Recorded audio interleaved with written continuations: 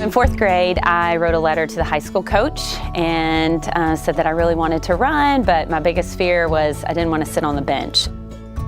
Of course, he was nice enough to oblige me and say, yes, come on out. I ran in high school. I kind of thought, okay, this is going to be it. I was able to cover my college and run Division I in college. And then I went into coaching after that and eventually into Fleet Feet.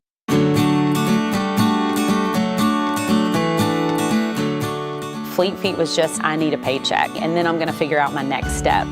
And just immediately fell in love with it. You know, my job was to show up on Saturday morning at races and hand out water at a water stop, pace a group for a training program. Like, I was getting paid to do that. I didn't have the cash to start a franchise. Jeff Phillips, who was our president at the time, and our CEO, Tom Rayner, they basically came to me and said, we think you could do this. And I immediately was like, you're crazy. And they kind of shook their head and they said, it's not about the shoes. It's really about building relationships. What they decided to do was put this unique program together, and it's called an operating partner program. You're gonna be the store owner. You're gonna make all the hard decisions. You're gonna be hiring people, training people.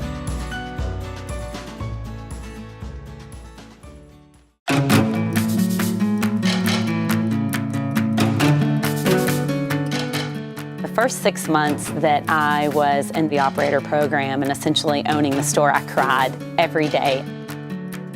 Just thinking, I can't do this. And there were some folks at corporate that I would call up on the phone every day and they'd say, is anybody bleeding? I'd say, no.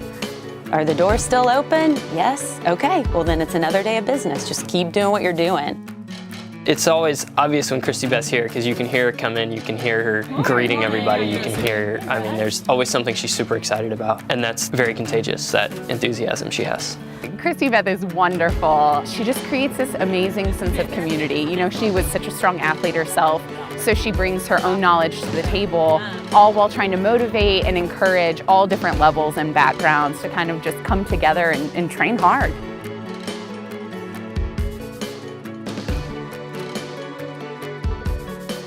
When I look back at what my perfect plan was going to be for my career, for what my lifestyle looked like, answering to somebody 80 hours a week in high heels and getting dressed up in business attire, oh gosh, I'm so grateful that that wasn't the plan.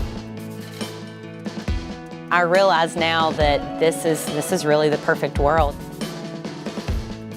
My job is very busy, but it's also really flexible. We work hard, but it's not hard work.